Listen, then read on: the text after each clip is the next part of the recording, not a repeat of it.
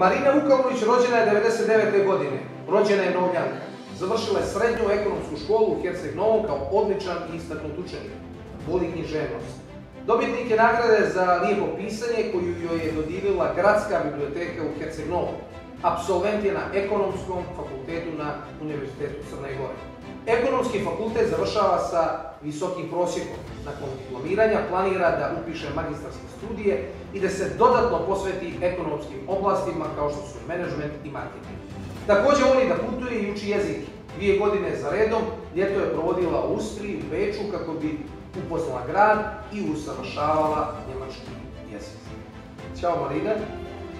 Evo da kažemo, Marina je na 4. mjestu naše liste Pravi i novi, sloboda u našim rukama, dakle visoko 4. mjesto za jednu mladu osobu, mladu Novljanku. I ja sam ispričao njenu biografiju u želji da se upoznate sa ljudima koji su na našoj listi, koji žele da doprinesu u ovom gradu. Marina, zbog čega si ušla u politiku, a onda vezano za to, zbog čega si ušla i u pravu Crnu Goru?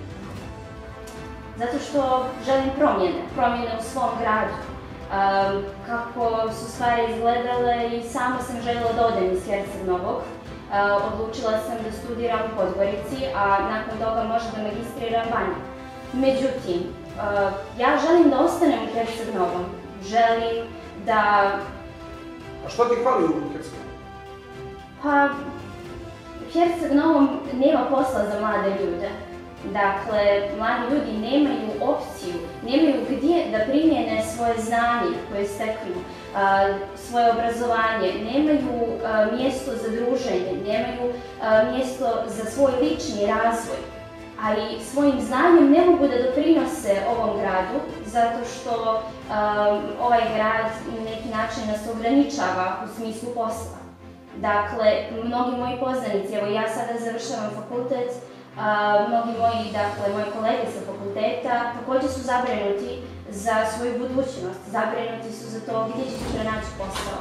Mi sami smo svjesni koliko mladih ekonomista danas nema posao, a svjesni smo i toga kakva nam je ekonomija.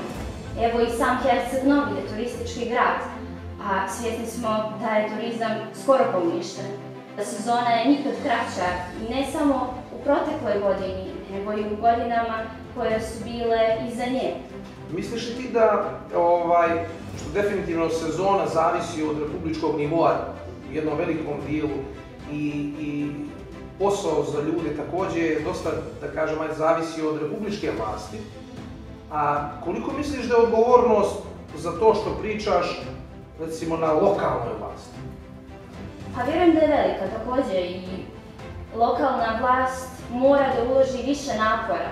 Također mora da vrši određeni pritisak na republičku vlast, zato što... Misliš da toga nije bilo dovoljno? Mislim da nije.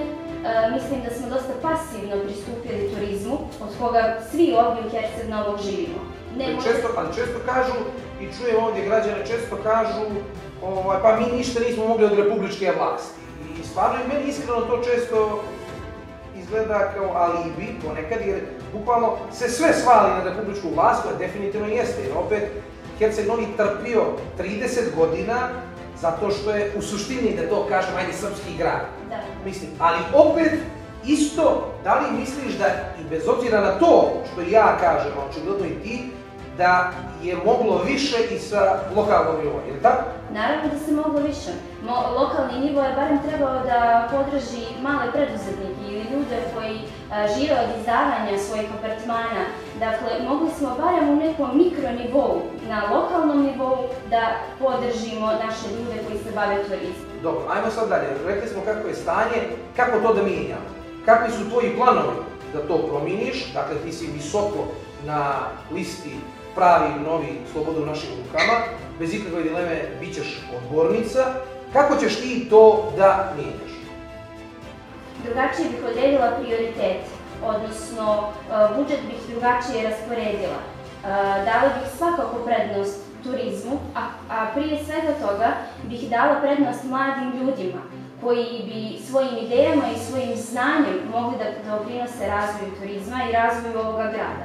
što je nedostatak u ovome gradu. Evo, vi možete da vidite da i u samoj opštini, na važnim funkcijama, ne možete vidjeti mlade ljude.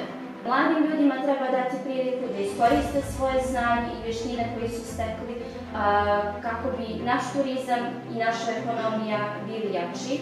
Dobro, evo te pitamo sad, što misliš o Milanu Zariću, nosiocu naše liste? Kakav je to čovjek? Milan Zarić je porodičan čovjek koji uliva povjerenje, čovjek kojome ja lično vjerujem. Inače, da nije tako, ne bih bila ovdje. Milan Zarić je obrazovan čovjek pun ideja i čovjek kome vjerujem da će od ovog grada zaista napraviti ono sve što on kaže. Ima ideje, ima perspektivu, ima znanje i...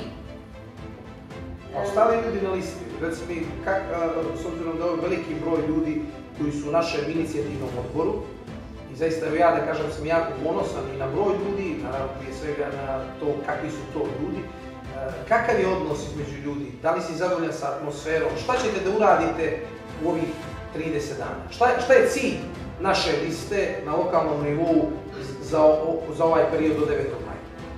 Vrlo sam ponosna na sve ljude koji su na ovoj listi, odnosno na svako ime, jer svaki čovjek na toj listi je istaknut poštenjem, svojim radom, znanjem i to je ono što meni kao mladoj osobi uliva povjerenje.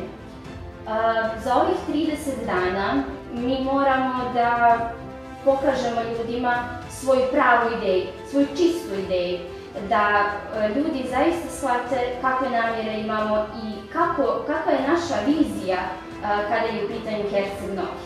Udružit ćemo svoje znanje, udružit ćemo odnosno gradit ćemo jednu zajedničku viziju koja je već izgrađena, samo je neophodna promocija. Neophodno je da se građani Herceg Novog upoznaju sa onim kako mi vidimo Herceg Novi i kako zaista Herceg Novi može da izgleda. To nije ovako kako danas izgleda. Herceg Novi je grad koji ima perspektivu, to je primorski grad, grad koji ne zahtjeva ogromna ulaganja, samo iskorištavanje postojećih resursa i potencijala. Svaka čast. Pravi novi. Sloboda u našim rukama. Zaokruži broj 3.